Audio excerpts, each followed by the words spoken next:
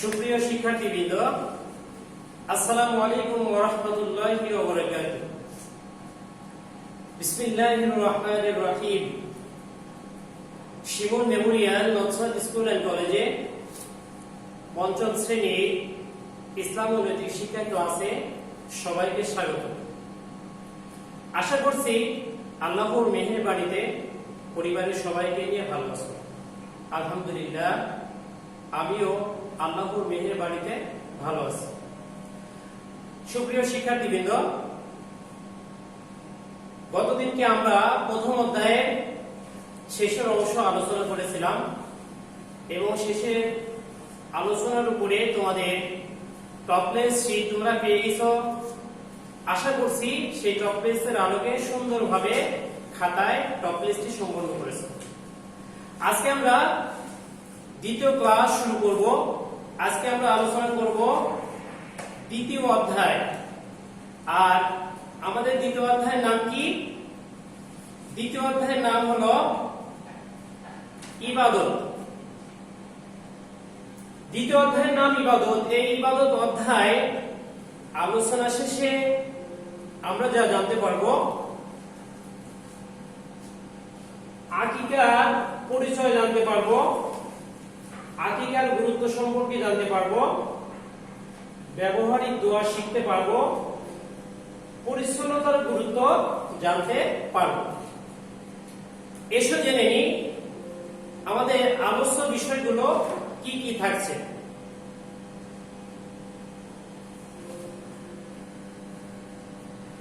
আজকে আমাদের আলোচ্য বিষয় হলো আকিকার পরিচয়, আকিকার গুরুত্ব, আকিকা আদায়ের নিয়ম, ব্যবহারিক দোয়া, পরিচ্ছন্নতার পরিচয়, পরিচ্ছন্নতার গুরুত্ব।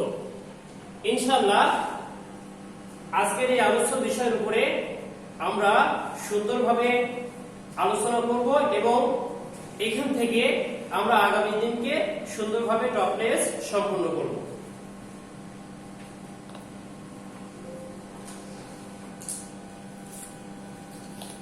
প্রথমে আমরা আকিকার পরিচয় জানব। আমরা সবাই জানি আকিকা আরবি ভাষার শব্দ, শাব্দিক অর্থ হলো ভাঙা, কেটে ফেলা। তাহলে আকিকার শাব্দিক অর্থ কি জানলাম? ভাঙা, কেটে ফেলা। পরিভাষায় যদি আমরা সংজ্ঞায়িত করি তাহলে আমরা বলতে পারি আল্লাহ তাআলার সন্তুষ্টি লাভের উদ্দেশ্যে সন্তান জন্মের সপ্তম দিনে সন্তানের কল্যাণ কামনা ও আল্লাহর সন্তুষ্টির উদ্দেশ্যে গৃহপালিত হালাল পশু জবেহ করাকে আকিকা বলে। আমি আবার বলছি, সন্তান জন্মের সপ্তম দিনে সন্তানের কল্যাণ কামনা ও আল্লাহর সন্তুষ্টির উদ্দেশ্যে গৃহপালিত হালাল পশু জবেহ করাকে আকিকা বলে।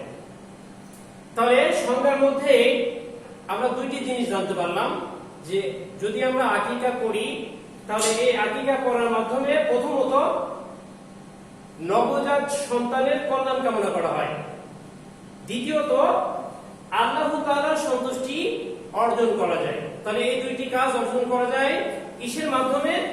আকিকার মাধ্যমে। এরপর আমরা আলোচনা করব আকিকার গুরুত্ব সম্পর্কে। আকিকার গুরুত্ব কতটুকু? ইসলামী শরীয়তে বা ইসলামে আকিকার গুরুত্ব কতটুকু? আমরা জানি ইসলামী বিধিবিধান কয়েকটি ভাগে বিভক্ত আছে গুরুত্বের দিক থেকে, যেমন ফরজ, ওয়াজিব, সুন্নত, মুস্তাহাব। এভাবে কয়টি ভাগে কি ভাগ আছে। তো আমরা আজকে আলোচনা করছি আকিকা নিয়ে, এই আকিকাটা করা সুন্নতের একটি কাজ।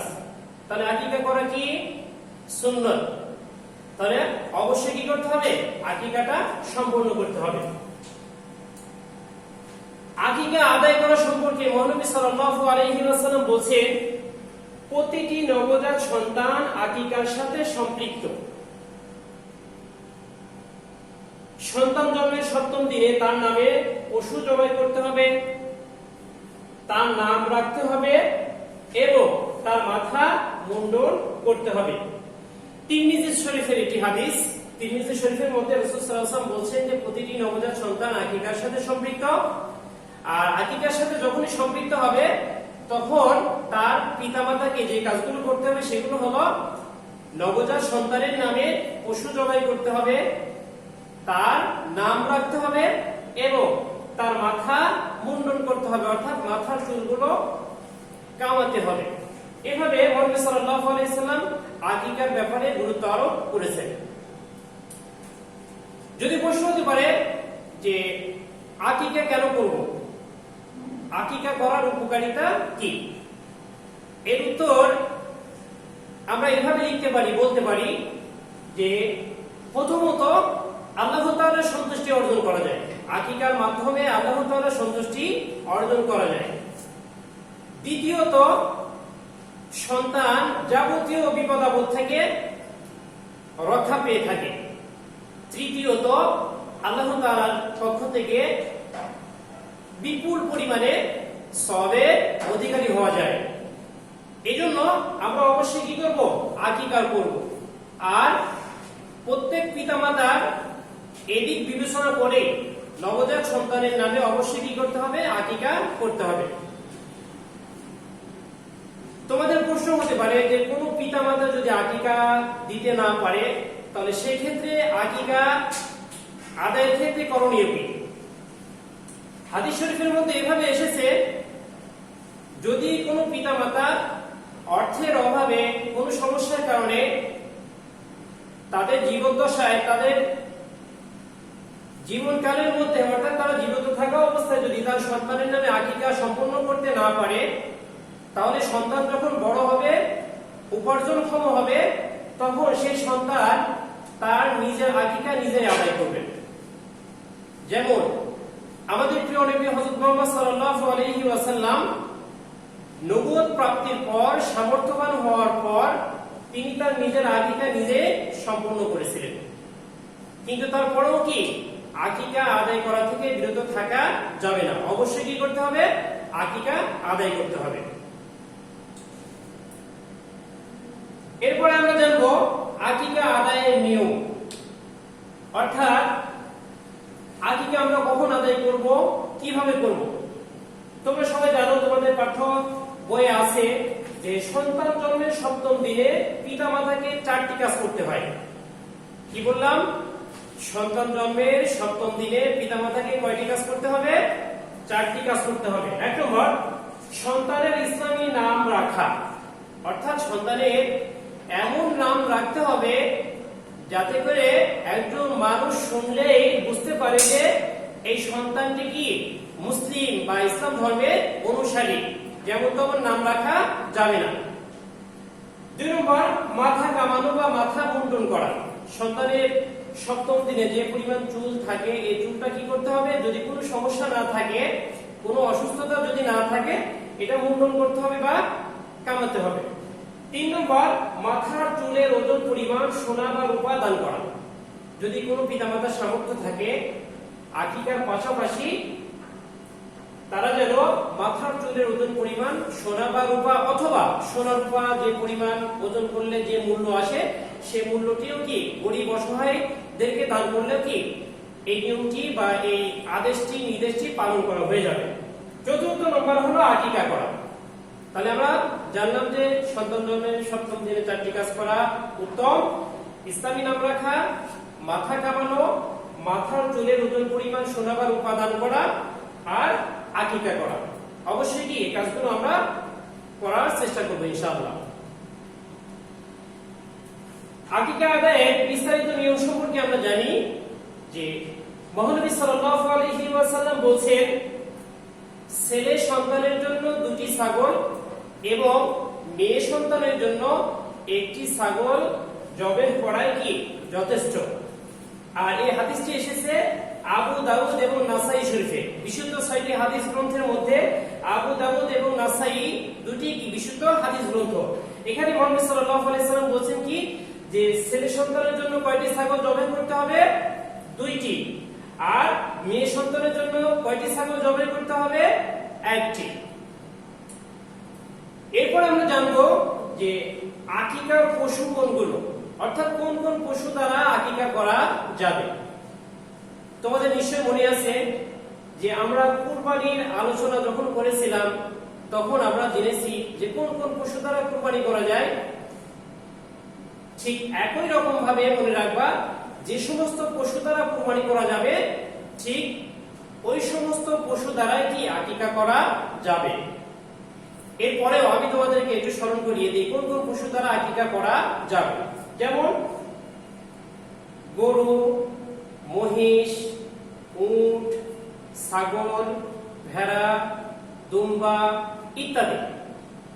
4 পা বিশিষ্ট গৃহপালিত হালাল পশু দ্বারা যেমন কুরবানি করা যায় ঠিক তেমনি ভাবে গৃহপালিত হালাল পশু দ্বারা কি আকিকাও করা যায়।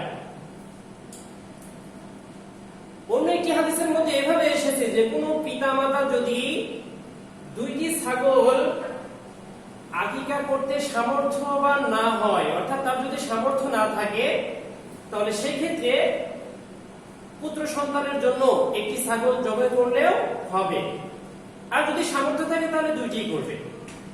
আচ্ছা, এরপর যদি ছাগল ছাড়া অন্য কোনো প্রাণী দ্বারা আকিকা করতে চায় তাহলে সেক্ষেত্রে করণীয় কি?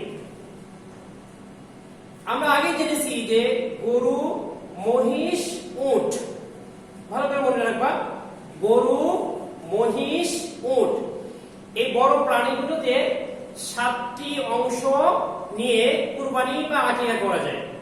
তাহলে গরু, মহিষ, উটের মধ্যে কয়টি অংশ নেওয়া যাবে? 7টি অংশ নেওয়া যাবে। তাহলে যদি কোনো পিতামাতা মনে করে যে আমি ছাগল না দিয়ে গরুর অংশ নিয়ে আমি আকিকা সম্পন্ন করব, তাহলে সেক্ষেত্রে করণীয় কি? সেক্ষেত্রে করণীয় হলো গরু, মহিষ, উট 7টি ভাগ করা যায় যেহেতু, সেক্ষেত্রে গরু, মহিষ, উটের মধ্যে 2টি ভাগ যদি নেয় তাহলে কি পুত্র সন্তান বা ছেলে সন্তানের জন্য কি আকিকা আদায় হয়ে যাবে। আর যদি মেয়ে সন্তানের জন্য নিতে চায় তাহলে একটি অংশ নিলে কি আকিকা সম্পন্ন হয়ে যাবে।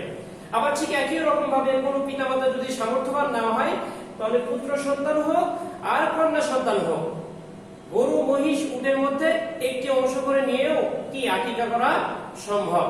এটা কাদের জন্য? যাদের সামর্থ্য নেই 2টি অংশ বা 2টি ছাগল কি আকিকা সম্পন্ন করা। আশা করছি বুঝতে পেরেছো। এখন আসি আমরা, আকিকা সম্পন্ন করা হলো, আকিকার এই মাংস কয়টি ভাগে ভাগ করা হবে, আকিকার গোশত কয়টি ভাগে ভাগ করতে হবে। আকিকার গোশত কুরবানির পশুর ন্যায় 3টি ভাগে ভাগ হবে। কয়টি ভাগে? 3টি ভাগে। তোমরা সবাই জানো, এক ভাগ থাকবে কি আত্মীয়স্বজনের জন্য, এক ভাগ গরিব মিসকিনদের জন্য, আর এক ভাগ নিজেদের জন্য। তাহলে এই 3টি ভাগে কি আকিকার মাংস কি বন্টন করা যাবে।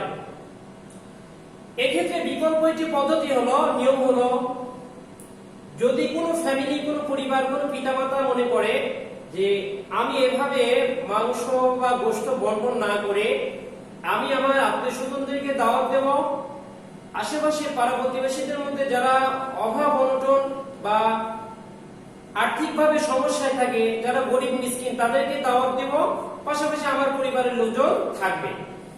এমন অবস্থায় ওই পশুর মাংস রান্না করে সকলকে মিলে সবাইকে দাওয়াত দিয়ে যদি খাইয়ে দেয় সেক্ষেত্রেও কি কোনো সমস্যা নেই। যার যে ধরনের সুবিধা হবে সে সেই পদ্ধতি অবলম্বন করে কি আকিকাটা সম্পন্ন করতে পারবে, আকিকার মাংসটা বন্টন করতে পারবে। তাহলে আমরা জানলাম যে আকিকার আদায় নিয়মটা জানলাম। এক্ষেত্রে আকিকার পশুটা যে নবজাত সন্তানের নামে আকিকা করা হবে তার পিতা নিজ হাতে জবাই করলে সবচেয়ে উত্তম। তাহলে যে সন্তানের পিতা আকিকা আদায় করছে সে যদি নিজ হাতে আকিকার পশু জবাই করতে পারে তাহলে সবচেয়ে কি হবে? উত্তম হবে। যদি সেটা সম্ভব না হয় তাহলে অন্য কাউকে দিয়ে করিয়ে নিলেও সমস্যা নেই। এখান থেকে আমাদের কি ধরনের প্রশ্ন হতে পারে? গুরুত্বপূর্ণ প্রশ্ন, এবং খুব ভালোভাবে খেয়াল করবা যে আকিকা নিয়ে যে আমরা আলোচনা করলাম এখান থেকে কি ধরনের প্রশ্ন হতে পারে। আমি 3টি অংশে ভাগ করছি একটি প্রশ্নকে। যেমন আকিকা শব্দের অর্থ কি? 1 নম্বর। আকিকা করা কি? আরেক নম্বর। মোট কত নম্বর হলো? 2 নম্বর। আর বাকি থাকলো 4 নম্বর। এখন তোমাকে প্রশ্ন করা হতে পারে যে সন্তান জন্মের 7ম দিনে যে 4টি কাজ করতে হয় তা উল্লেখ করো। তাহলে এখানে 4 নম্বর, আগে 2 নম্বর, মোট কত নম্বর হলো? 6 নম্বর হলো। এবং খুবই গুরুত্বপূর্ণ প্রশ্ন এটি, ঠিক আছে? তোমরা অবশ্যই বাসায় চর্চা করবে। এরপর আমরা আলোচনা করব ব্যবহারিক দোয়া নিয়ে। ব্যবহারিক দোয়া কোনগুলো?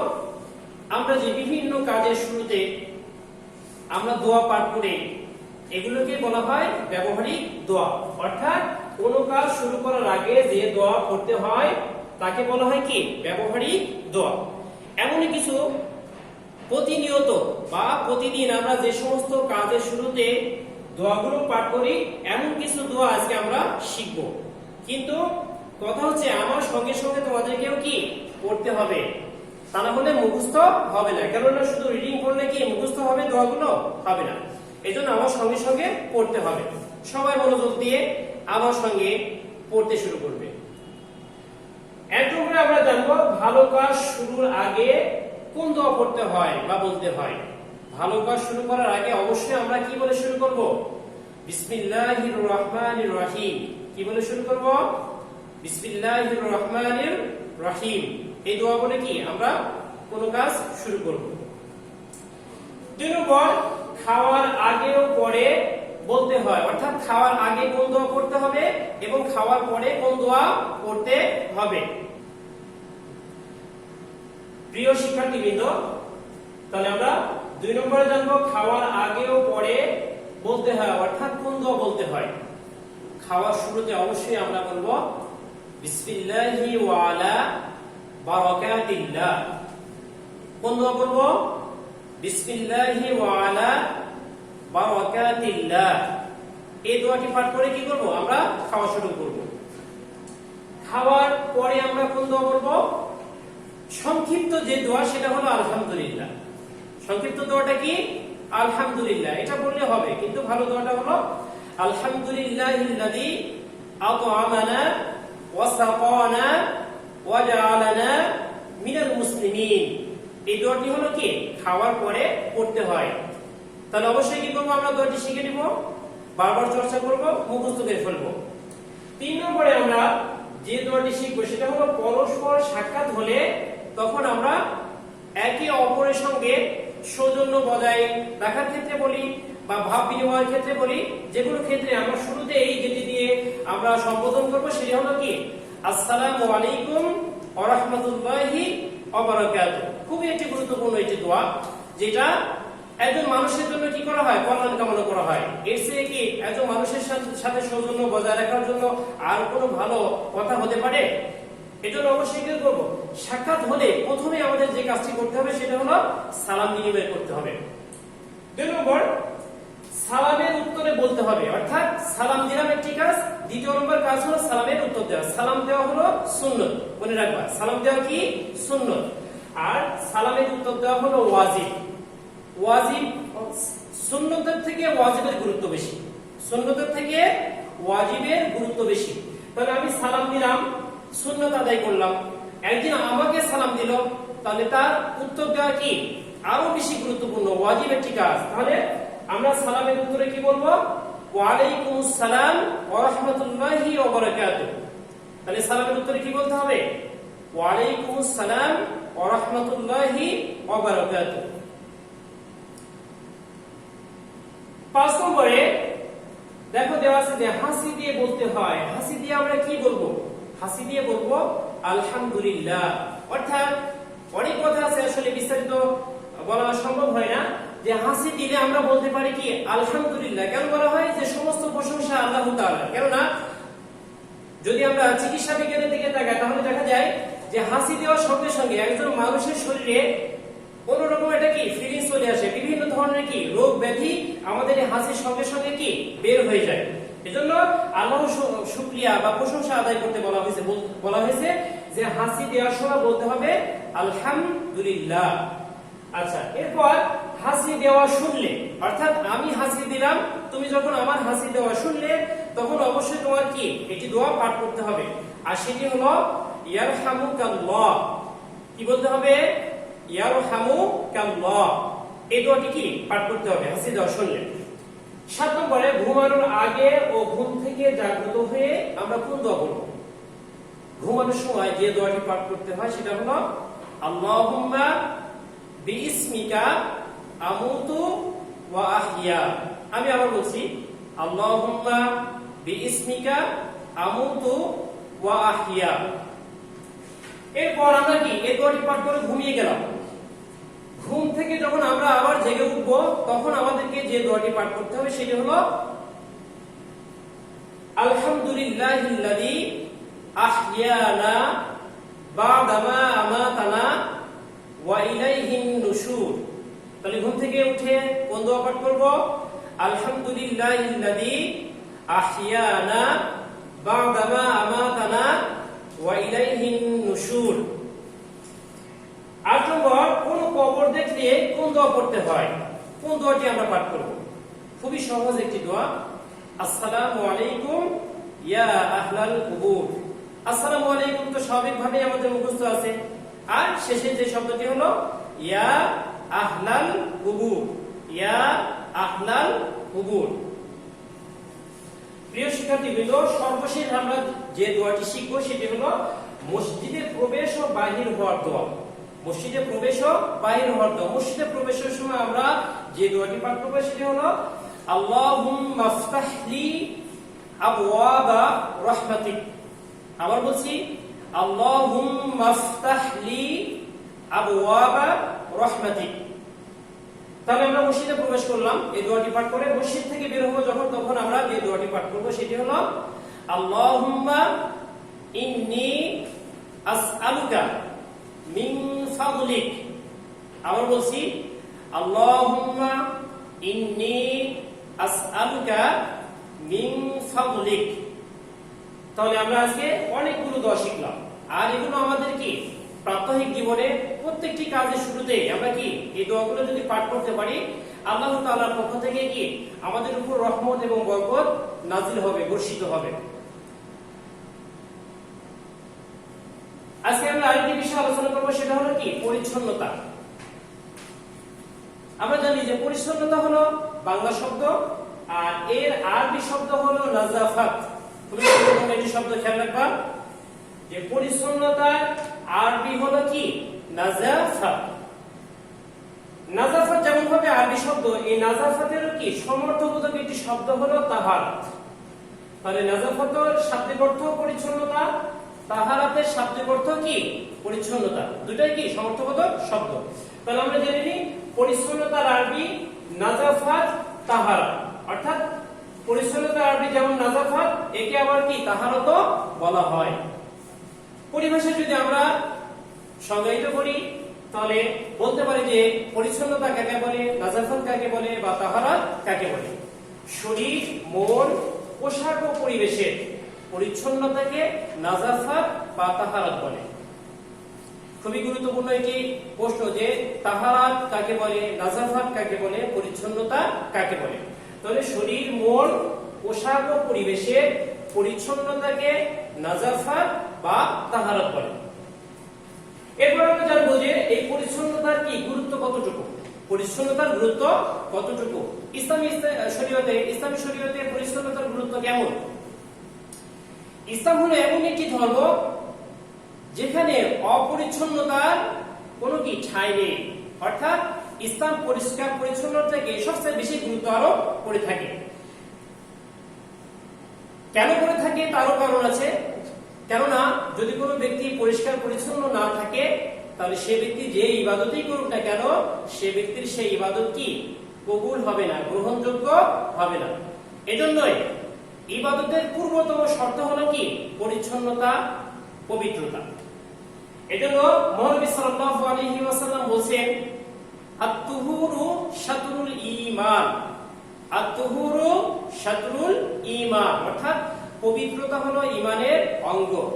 পবিত্রতা কি ঈমানের অঙ্গ। তোমাদের প্রশ্ন করা হয় যে মহানবী সাল্লাল্লাহু আলাইহি ওয়াসাল্লাম পবিত্রতা সম্পর্কে কি বলেছেন, তখন আমরা কি লিখবো, তোমরা কি লিখবে যে পবিত্রতা ঈমানের অঙ্গ।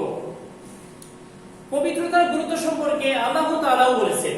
আল্লাহ তাআলা বলেছেন যে ওয়াসিয়াবাকা ফাতাহির, অর্থাৎ তোমাদের যদি পোশাক পরিচ্ছদ অপরিচ্ছন্ন থাকে, ময়লা থাকে, অপবিত্র থাকে, তাহলে তোমরা সেটাকে পরিষ্কার পরিচ্ছন্ন করে নাও। যেমন আমরা যদি সালাত আদায় করতে চাই, তাহলে সালাত আদায়ের শুরুতে অবশ্যই কি করতে হবে? আমাদেরকে পরিষ্কার পরিচ্ছন্ন হতে হবে, পবিত্রতা অর্জন করতে হবে, তা না হলে সালাত আদায় হবে না। আমরা যদি হজ বা উমরা আদায় করতে যাই, যদি আমরা পবিত্র না থাকি, অপরিচ্ছন্ন থাকি, তাহলে কি আমাদের হজ উমরা আদায় হবে? হবে না। আমরা যদি কোরআন মাজিদ তেলাওয়াত করতে চাই, পাঠ করতে চাই, সেক্ষেত্রেও কি, যদি কোরআন শরীফ স্পর্শ করতে চাই, আমাদেরকে অবশ্যই কি পরিষ্কার পরিচ্ছন্ন থাকতে হবে, পবিত্রতা অর্জন করতে হবে, তা না হলে করা যাবে না। আল্লাহ তাআলা বলেন যে ইয়া আইয়ুহাল্লাযীনা আমানু, হে ঈমানদারগণ, ইযা কুনতুম ইলাস সালাত, যখন তোমরা নামাজে দণ্ডায়মান হবে, ফাগসিলু ওজুহাকুম, তোমরা তোমাদের মুখমণ্ডলটাকে কি করো? ধৌত করো। ওয়া আইদিয়াকুম ইলাল মারাফিক, এবং দুই হাতের কনুই পর্যন্ত কি করো? ধৌত করো। ওয়ামসাহু বিরুসিকুম, এবং তোমাদের মাথাটাকে কি করো? মাথাটাকে মাসাজ করো। ওয়া আরজুলাকুম ইলাল কাবাইন, এবং তোমাদের পায়ের টাকনু আছে, এই টাকনু পর্যন্ত কি করো? তোমরা সুন্দরভাবে ধৌত করো। এই যে আয়াত, এই আয়াতের মধ্যে ওযুর 4টি ফরজের কথা বলা হয়েছে। আর এই 4টি ফরজ বা এই আয়াতের মাধ্যমে আমরা যেটা শিক্ষা নিতে পারি বা গুরুত্ব উপলব্ধি করতে পারি, সেটা হলো কি? পরিচ্ছন্নতা। পরিচ্ছন্নতা যদি না থাকা যায়, পবিত্রতা যদি বজায় না রাখা যায়, তাহলে অবশ্যই কি করতে হবে? কি হবে না? ইবাদত গ্রহণযোগ্য হবে না। এই জায়গা থেকে তোমাদের দুইটি বড় প্রশ্ন খুব বেশি এসে থাকে। এক নম্বর, যে পরিচ্ছন্নতা বা পবিত্রতা কাকে বলে? দুই নম্বর, অর্থাৎ এরই আরেকটা অংশ আসতে পারে যে তুমি কিভাবে পরিচ্ছন্ন থাকবে, তা 5টি বাক্যে লিখো বা 4টি বাক্যে লিখো। আরেকটি প্রশ্ন হয় এখানে যে পরিচ্ছন্নতার আরবি প্রতিশব্দ কি? তুমি কিভাবে পরিষ্কার পরিচ্ছন্ন থাকবে, তা 5টি বাক্যে লিখো বা 4টি বাক্যে লিখো। আমি আলোচনা করছি, তোমরা মনোযোগ সহকারে শুনবে। তাহলে পরিচ্ছন্নতার আরবি নাযাফা। এখন আমি বলছি যে তুমি কেন পবিত্র থাকবে বা পরিচ্ছন্ন থাকবে। এক নম্বর কথা হলো যে মহানবী সাল্লাল্লাহু আলাইহি ওয়াসাল্লামের অন্যতম একটি নির্দেশ হলো পবিত্রতা অর্জন করতে হবে, পরিচ্ছন্ন থাকতে হবে। দুই নম্বর, পবিত্রতা অর্জনকারীকে আল্লাহ তাআলা পছন্দ করেন। আল্লাহ তাআলা বলেন যে ইন্নাল্লাহা ইউহিব্বুল মুত্তাহিরিন, নিশ্চয় আল্লাহ তাআলা পবিত্রতা অর্জনকারীদেরকে কি করেন? পছন্দ করেন, ভালোবাসেন। 3 নম্বর, পবিত্র থাকার অন্যতম আরেকটি কারণ হলো যে মানুষের মন এবং শরীর পরিষ্কার পরিচ্ছন্ন থাকলে, পবিত্র থাকলে ভালো থাকে। তাহলে আমি যেভাবে বললাম বাক্যগুলো, এভাবে বাক্যগুলো লিখতে হবে, তাহলে তোমার সম্পূর্ণ নাম্বারটি পেয়ে যাবে। 2 নম্বর প্রশ্ন করেছি তুমি কিভাবে পরিষ্কার পরিচ্ছন্ন থাকবে।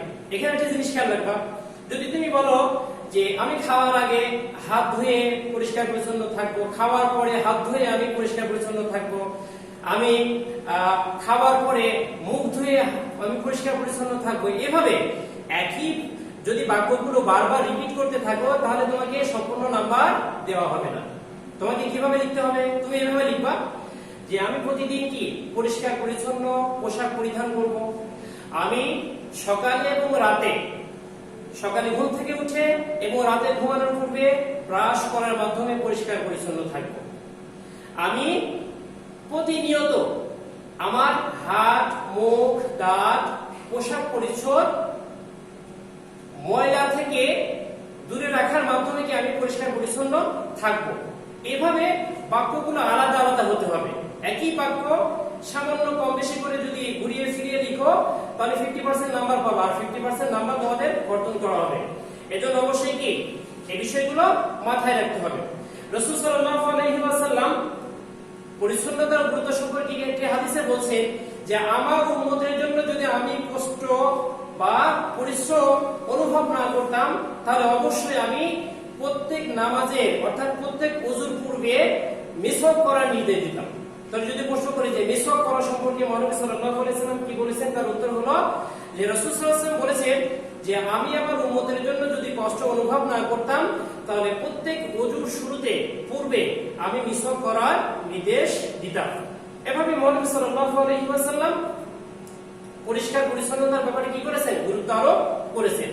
তোমাদের একটা প্রশ্ন হয়ে থাকে যে হাত, মুখ, দাঁত, পা পরিষ্কার পরিচ্ছন্ন রাখার গুরুত্ব বর্ণনা করো। তোমাদের অনুশীলনের মধ্যে আছে এই প্রশ্নটি। তাহলে আমি সংক্ষেপে তোমাদেরকে বলছি, আমরা হাত কিভাবে পরিষ্কার পরিচ্ছন্ন রাখবো। সারাদিন আমরা যাই করি না কেন বা যখনই আমরা কোনো কাজ করব, কাজ শেষে আমরা কি করব, হাতটাকে সুন্দরভাবে কি করব, ধৌত করব। দেখো বর্তমান সময়ে যে করোনা নামে যে মহামারী এসেছে, বর্তমান বিজ্ঞানও কি বলছে যে যখনই আমরা কোনো জিনিস আমরা নাড়াচাড়া করব, কোনো কাজ করব, অবশ্যই কি সঙ্গে সঙ্গে কি হাতটিকে ধুয়ে ফেলবো, কেননা কোনো জীবাণু যেন আমাদের নাক বা মুখ দিয়ে কি প্রবেশ করতে না পারে। এজন্য আমরা কি করব, হাতটাকে পরিষ্কার রাখবো। আমরা দাঁত কিভাবে পরিষ্কার রাখবো, আমরা যে 3 বেলা খাই বা যখনই যা খাই না কেন, খাওয়ার পর আমাদের দাঁতের কোনায় খাদ্য কণাগুলো কি লেগে থাকে। তাহলে এই খাদ্য কণাগুলো যদি আমরা পরিষ্কার পরিচ্ছন্ন না রাখি, তাহলে মুখের মধ্যে পচে দুর্গন্ধ হয়ে যাবে। আর এতে করে যেমন ভাবে আমাদের দাঁতের কি ক্ষতি হবে, তেমন ভাবে কি আমাদের শরীরে বিভিন্ন ধরনের রোগ জীবাণু আক্রমণ করবে। এজন্য দাঁতটিকেও কি করতে হবে, সকালে যেমন ঘুম থেকে উঠে ব্রাশ করতে হবে, রাত্রিতে ঘুমানোর পূর্বে কি করতে হবে, ব্রাশ করতে হবে। আমরা আমাদের পাকে কিভাবে পরিষ্কার পরিচ্ছন্ন রাখতে পারি, আমরা যখনই বাইরে যাব, কোনো ধুলাবালু আমাদের পায়ে যখন লেগে যাবে, অবশ্যই কি করবো, আমরা পাটাকে সুন্দর করে ধৌত করব। এভাবে আমরা যদি সচেতন ভাবে আমাদের পোশাক, আমাদের হাত, আমাদের পা, আমাদের মুখ, আমাদের দাঁত, আমাদের প্রত্যেকটি অঙ্গ প্রত্যঙ্গ যদি আমরা পরিষ্কার পরিচ্ছন্ন রাখি, অবশ্যই আমাদের কি জীবাণু, আমাদের কোনো রোগ বা আমাদের কোনো সমস্যা কি তেমন হবে না। আর যদি আমরা অবহেলা করি, অবশ্যই কি আমাদের বিভিন্ন রোগে কি করবে, আক্রান্ত করবে। এজন্য যেমন ভাবে ইবাদতের পূর্বশর্ত পরিষ্কার পরিচ্ছন্নতা, তেমনি ভাবে শরীর সুস্থ এবং মন বা শরীরকে নির্মল রাখার জন্য কি পরিষ্কার পরিচ্ছন্নতার গুরুত্ব অপরিসীম। প্রিয় শিক্ষার্থীরা, দীর্ঘ সময় আমরা আলোচনা করলাম, এখন আমরা আসবো মূল্যায়ন। দেখি তোমরা মনোযোগ সহকারে আমার আলোচনা শুনেছো কিনা। দেখো আমি এখানে প্রশ্ন দিয়েছি, মসজিদে প্রবেশের সময় কোন দোয়া পড়তে হয়।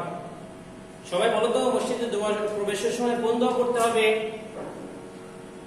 আমি বলে দিই, মসজিদে প্রবেশের দোয়া হলো আল্লাহুম্মা ইন্নী আল্লাহুম্মা আফতাহলি আবওয়াবা রাহমাতিক। আবার বলছি, আল্লাহুম্মা আফতাহলি আবওয়াবা রাহমাতিক। 2 নম্বর প্রশ্ন, পরিচ্ছন্নতার আরবি প্রতিশব্দ কি। পরিচ্ছন্নতার আরবি প্রতিশব্দ 2টি, যেগুলো একটি লিখে নাম্বার পাবা। 1 নম্বর নাজাফাত, 2 নম্বর হলো তাহারা। 1 নম্বর নাজাফাত, 2 নম্বর হলো তাহারা। 3 নম্বর আকিকা করা কি। আকিকা করা হলো কি, সুন্নাত। আকিকা করে কি, সুন্নাত। 4 নম্বর হলো ছেলে সন্তানের জন্য কয়টি ছাগল জবাই করতে হয়। ছেলে সন্তানের জন্য 2টি ছাগল জবাই করতে হয়। প্রিয় শিক্ষার্থী বন্ধু, আশা করছি তোমরা সবাই পেরেছো। খুবই সহজ প্রশ্ন এবং মনোযোগ দিয়ে তোমরা ক্লাসটি শোনার কারণে তোমরা সবাই পেরেছো।